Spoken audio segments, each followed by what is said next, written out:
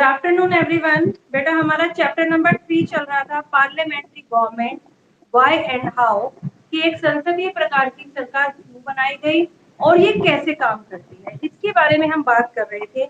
और कल हमने मतलब जाना कि पार्लियामेंट क्या होता है। पार्लियामेंट क्या है? पार्लियामेंट के अंदर हमारे कॉन्स्टिट्यूशन ने जो हमें पार्लियामेंट प्रोवाइड कराया उसके अंदर क्या क्या शामिल है? President and the two houses. Name the two houses, anyone? कोई बताएगा उन दो हाउसेस के नेम क्या है? बताइए। लोकसभा और राज्यसभा। लोकसभा को हम लोअर हाउस और राज्यसभा को हम अपर हाउस कहते हैं। और हमारे करंट प्रेसिडेंट का क्या नाम है जो इस वक्त वर्तमान में हमारे प्रेसिडेंट हैं? मिस्टर रामनाथ कोविंद। ठीक है, अब हम बात करते हैं आज लोकसभा के बारे में। इसके बारे में बात करेंगे हम, द लोकसभा। लोकसभा ये बेटा आपका लोअर हाउस है। टू हाउसेस में से ये आपका सेकंड हाउस है पार्लियामेंट का। और ये वो हाउस है जिसमें हमारे द्वारा चुने हुए लोग मेंबर्स होते हैं। इसके मेंबर कौन है? जिन्हें हमने चुना।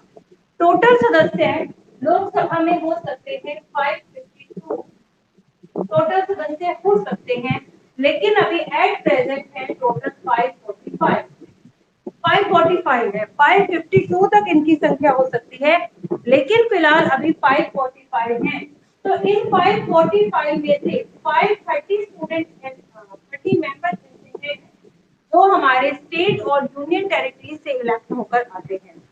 समझ रहे हैं आप? जब यहाँ पर वोट होते हैं आपके एमपी के, तो 530 जो मेंबर्स हैं वो आपके स्टेट से चुने जाते हैं और यूनियन टेरिटरी से मिलाकर 530 सदस्य हो जाते हैं। क्लियर है सभी बच्चों को? 530 तो होते हैं बेटा आपके स्टेट से, और आपके 530 के बाद हो गए आपके लगभग 20 मेंबर्स। 20 मेंबर से ज्यादा नहीं हो सकते आपके, कहां से?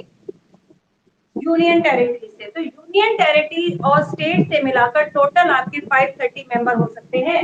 अगर हम 552 की बात देखें तो 30 तो आपके 530 आपके स्टेट से और आपके 20 यूनियन टेरिटरी से, एंड 2 जो है वो नॉमिनेट करते हैं आपके प्रेसिडेंट। ठीक है, नॉमिनेटेड बाय प्रेसिडेंट। ये प्रेसिडेंट नॉमिनेट करेंगे। टोटल 552 हो सकते हैं, लेकिन फिलहाल करंट में है 545।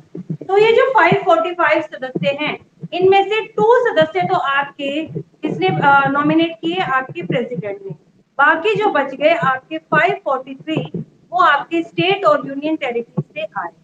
ठीक है, कितने हो सकते हैं टोटल? 552 से ऊपर नहीं हो सकते, लेकिन करंट में है 545। According to the population of the state, state की पॉपुलेशन के अकॉर्डिंग ये तय किया जाता है कि इस स्टेट से कितनी सीटें दी जाएगी, कितने एमपी को चुनना है। ठीक है, अब देखिए कंपोजिशन, कैसी संरचना है लोकसभा की। The maximum strength of the Lok Sabha as provided by the Constitution of India is 552।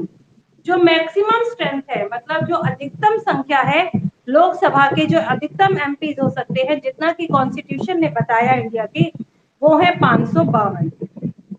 Out of this, इन 552 में से आउट ऑफ दिस मतलब 552 के अंदर से अप टू 530 मेंबर्स, 530 सदस्य ऐसे होते हैं 552 में से will be elected from the state, जो कि स्टेट से चुने जाते हैं, जो कि राज्यों से चुन के आते हैं।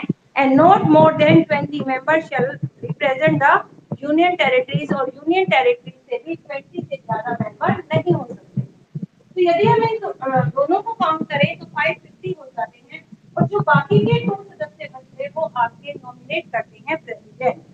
ठीक है, out of this up to 530 members will be elected from the state, and don't more than 20 members shall represent the union territories beside 2 members.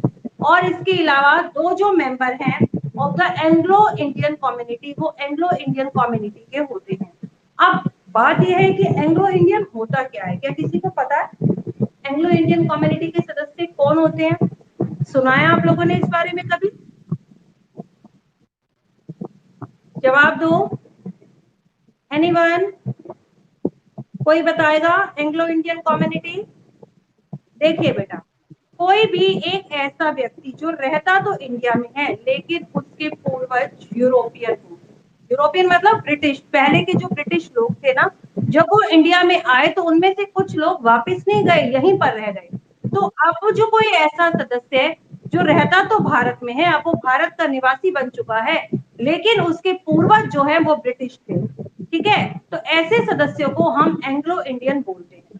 Clear है सभी को? जो अब भारत के मूल निवासी तो बन चुके हैं लेकिन उनके पूर्वज, उनके फादर, उनके ग्रैंडफादर वो यूरोपियन हो, उन्हें हम एंग्लो इंडियन कहते हैं। तो उन सदस्यों में से ऐसे दो सदस्यों को आपके प्रेसिडेंट नॉमिनेट करते हैं, उसका इलेक्शन नहीं होता, प्रेसिडेंट अपनी मर्जी से उन्हें नॉमिनेट करते हैं। तो कह रहे 2 members of the Anglo-Indian community may be nominated by the president to the लोक सभा, उनमें से 2 एंग्लो इंडियन सदस्यों को प्रेसिडेंट के द्वारा लोकसभा में नॉमिनेट किया जाता है। In case he or she feel that community is not adequately represented, और यदि लगता है कि पदेन अधिकारी या अध्यक्ष, ठीक है, उसका दूसरा नाम हो गया some of the committees of the house, house की कुछ कमेटी जो है, कुछ तो उसे स्पीकर कहती है, कुछ उसे एक्सो ऑफिसो भी बोलती है। अदर पावर एंड फंक्शन, और उसकी कुछ और भी पावर और फंक्शन है।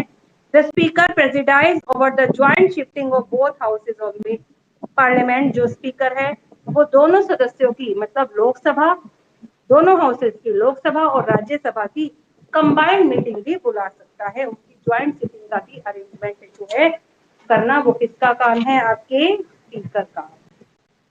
तो ये था आपका लोकसभा। इसमें हमने जाना लोकसभा की कंपोजिशन, कि लोकसभा की कंपोजिशन में हमने क्या देखा बेटा, कि लोकसभा की कंपोजिशन में हमने देखा कि लोकसभा में टोटल 552 मेंबर्स हो सकते हैं और उसमें से 545 करंट है।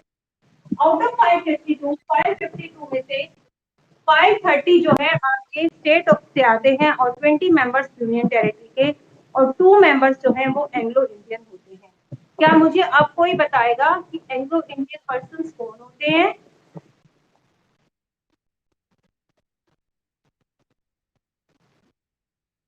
कोई बच्चा बताएगा एंग्लो इंडियन कौन होते हैं?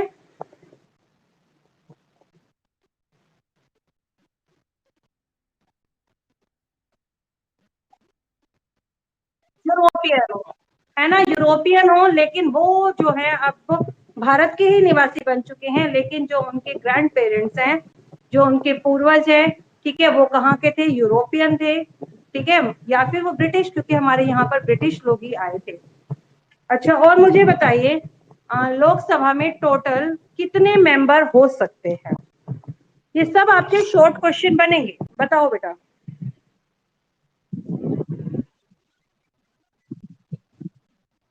552 टोटल मेंबर्स हो सकते हैं, और उसमें से अभी करंट में कितने हैं? 545, ठीक है। आउट ऑफ 552, 552 में से कितने सदस्य आपके स्टेट से आते हैं? हाँ हाँ, 545 तो करंट में है। राज्यों से चुनकर अगर हम 552 की संख्या देखें तो उसमें से कितने सदस्य आपके राज्यों से चुनकर आते हैं? 530 आउट ऑफ 552, ठीक है।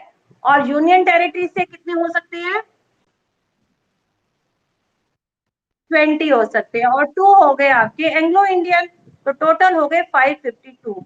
लेकिन अभी एट प्रेजेंट हमारे पास 545 है, जिसमें 2 एंग्लो भी आपके इंक्लूड है, मतलब हमारे स्टेट और यूनियन टेरिटरी से मिलाकर टोटल 543 हैं और 2 एंग्लो हैं।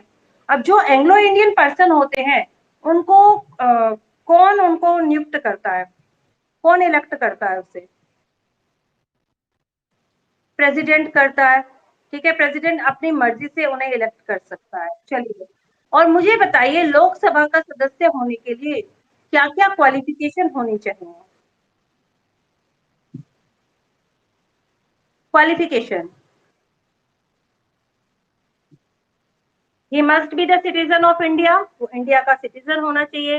His age is not less than the 25 year, उसकी एज 25 ईयर से कम नहीं होनी चाहिए। अनसाउंड माइंड नहीं होना चाहिए वो, ठीक है, पागल नहीं होना चाहिए, बैंक करप्ट नहीं होना चाहिए, और बताइए, यही सब है। और इसके अलावा कोई केस उस पर नहीं चल रहा हो, कानून ने हमें ये भी एक प्रावधान दिया है, वो व्यक्ति जो है एम एमएलए के चुनाव, एमपी के चुनाव नहीं लड़ सकता है जिसकी एज 25 से कम हो, भारत का नागरिक भी ना हो। इनमें से अगर कोई भी एक योग्यता में वो डिस्क्वालीफाई हो गया तो वो इस चुनाव को नहीं लड़ सकता। ठीक है, अब मुझे बताइए अपोजिशन पार्टी का क्या मीनिंग है? Opposition party,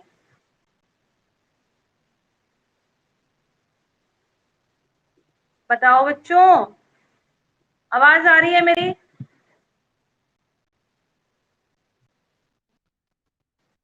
opposition party, what do you understand by opposition party? हाँ, विपक्ष दल क्या होता है, मैं यही तो पूछ रही हूँ आपसे।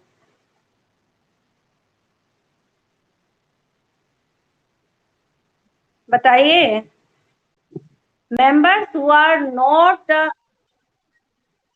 मतलब MPs who are not the member of majority party, वो एमपीज, वो मेंबर ऑफ पार्लियामेंट, पार्लियामेंट के वो सदस्य जो कि मेजोरिटी पार्टी के नहीं होते, वो किसके होते हैं? अपोजिशन के। मेजोरिटी पार्टी में कौन आते हैं? जिनकी गवर्नमेंट होती है, मींस अगर बहुत सारे राज्यों से लोग चुनकर आए, ठीक है, टोटल 5, आपने देखा टोटल 543 सदस्य चुनकर आए स्टेट और यूनियन टेरिटरी से। अब इसका देखा जाएगा, आधे से एक अधिक मेंबर जिस पार्टी का होगा वही पार्टी गवर्नमेंट बनाएगी, और जिस पार्टी के सदस्य आधे से ज्यादा हो गए, चाहे वो एक ही ज्यादा क्यों ना हो, तो वो पार्टी मेजोरिटी पार्टी में हो गई। और जो बाकी बच गई, बाकी सभी पार्टियां उसके अंदर आ जाएंगी, बचे हुए मेंबर्स में वो हो जाएंगी अपोजिशन पार्टी के सदस्य।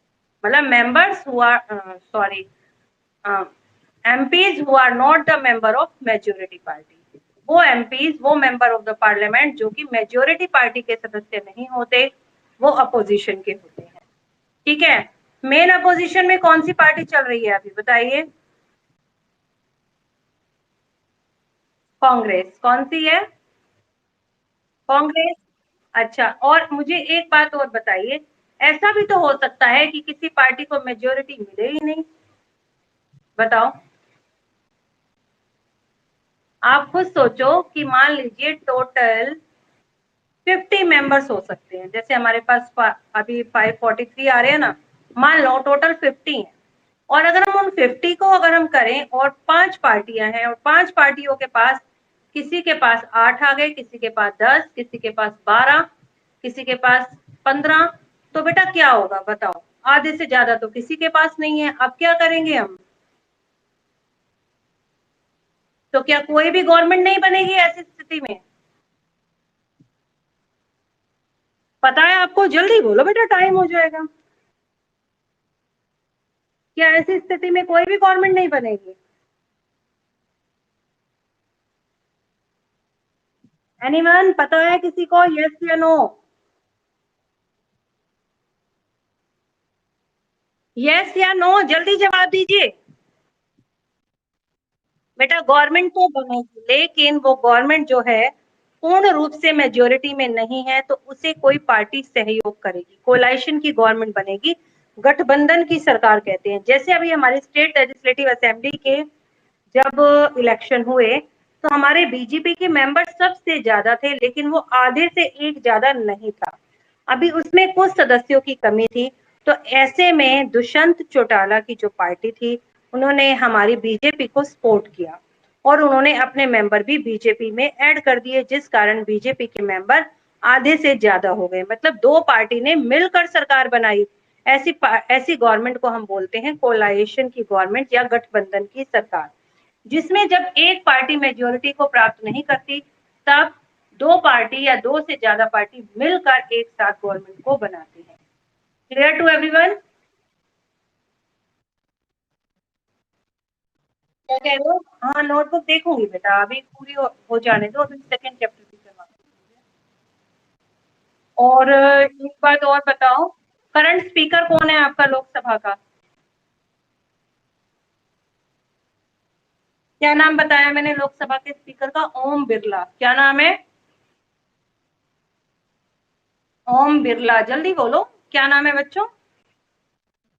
ओम बिरला। बिरला, BIRLA। ठीक है, ये ओम बिरला हैं आपके स्पीकर, किसके? लोकसभा के। कहाँ के रहने वाले हैं ये? राजस्थान में कोटा से हैं। ठीक है, अब बताओ मेरे को, यहाँ पर सबने नोट